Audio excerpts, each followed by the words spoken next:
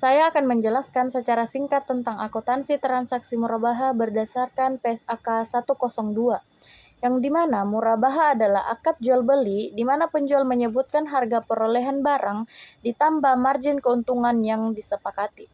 Nah, dalam praktiknya ada dua jenis murabaha. Yang pertama dengan pesanan, yang dimana pembeli terlebih dahulu memesan barang dan tanpa pesanan, yaitu barang sudah tersedia sebelum ada permintaan dari pembeli.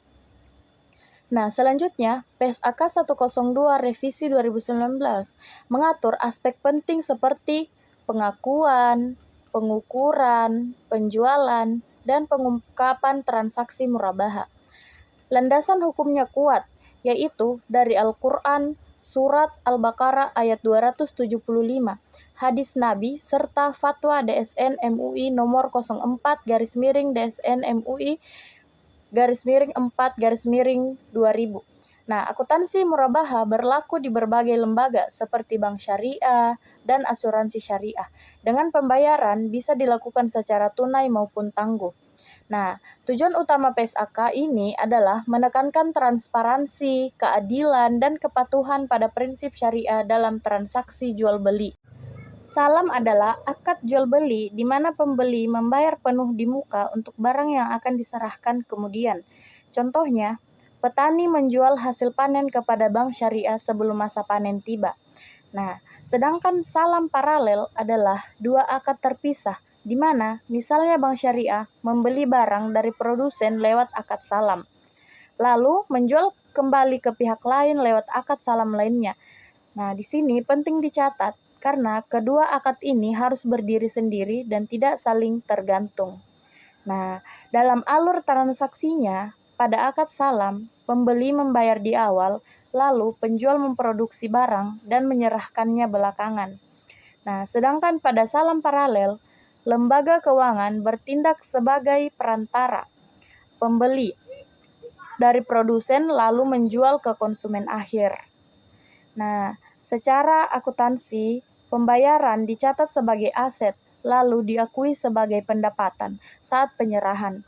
Nah, jika ada resiko keterlambatan atau gagal produksi, PSAK 103 menekankan kehati-hatian dan akuntabilitas dalam pencatatan. Ijarah adalah akad sewa-menyewa atas barang atau jasa tanpa perpindahan kepemilikan. Sementara IMBT adalah ijarah yang diakhiri dengan janji perpindahan kepemilikan, baik melalui jual beli maupun hibah di akhir masa sewa.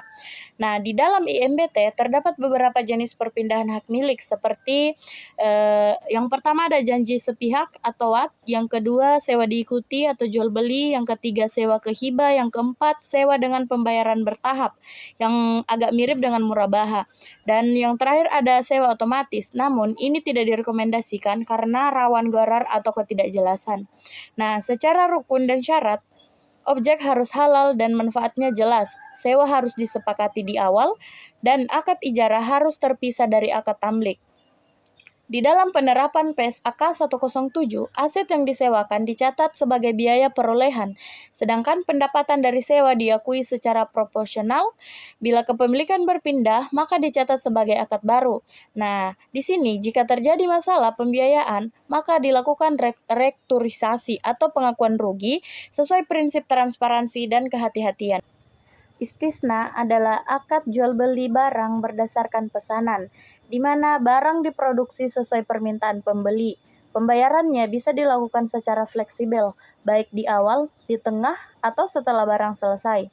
Nah, di dalam praktiknya, bank syariah sering melakukan istisna paralel, yaitu dua akad yang terpisah. Satu antara bank dengan nasabah, dan satu lagi antara bank dengan produsen atau kontraktor. Kedua akad ini tidak boleh saling terkait secara hukum. Artinya, bank tidak bisa mengalihkan resiko satu akad ke akad lainnya.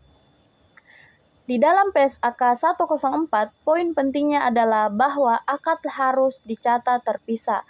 Karena yang pertama ada bank sebagai penjual kepada nasabah. Nah, akad yang kedua adalah bank sebagai pembeli dari produsen.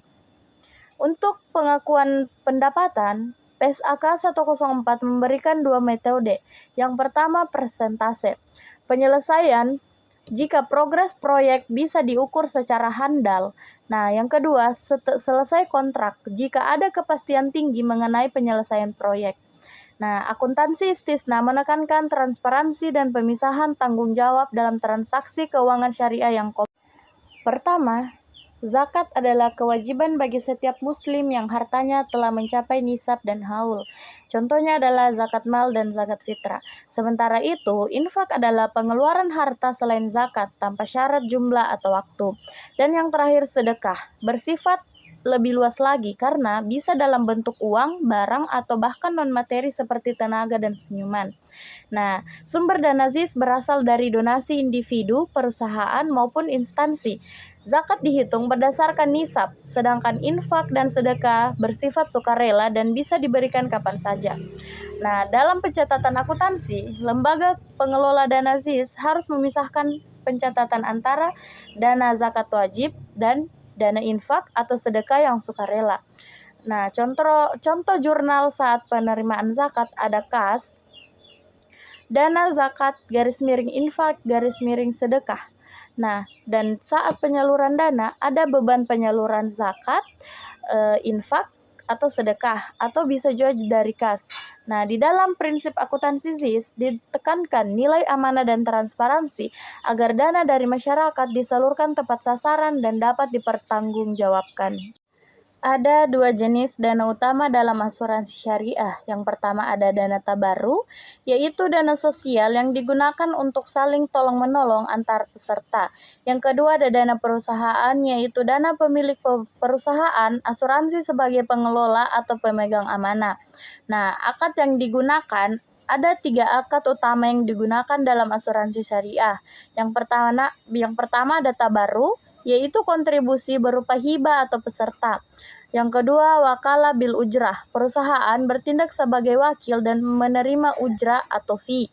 Yang terakhir, mudharabah, yaitu bagi hasil dari investasi dana peserta.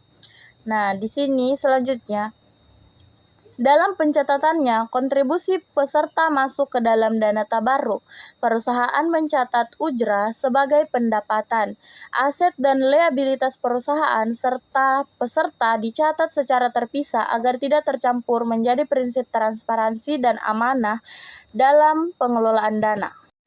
Sukuk adalah surat berharga syariah yang mewakili kepemilikan atas suatu aset. Sukuk menghasilkan imbal hasil yang halal bagi investor karena bebas dari unsur riba, gharar, dan maisir. Dalam praktiknya, sukuk menggunakan berbagai jenis akad syariah seperti mudharabah, ijarah, dan lainnya. Menurut PSAK 110, sukuk mencerminkan kepemilikan bersama atas aset yang dikelola dengan prinsip syariah. Pendapatan yang diperoleh sesuai dengan akad yang digunakan dan sukuk tunduk pada aturan pasar modal.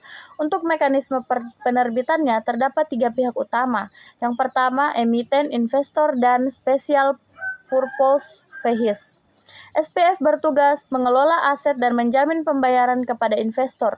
Seluruh proses ini diawasi secara ketat oleh wali amanat serta Dewan Pengawas Syariah atau DPS untuk memastikan sesuai dengan prinsip-prinsip syariah.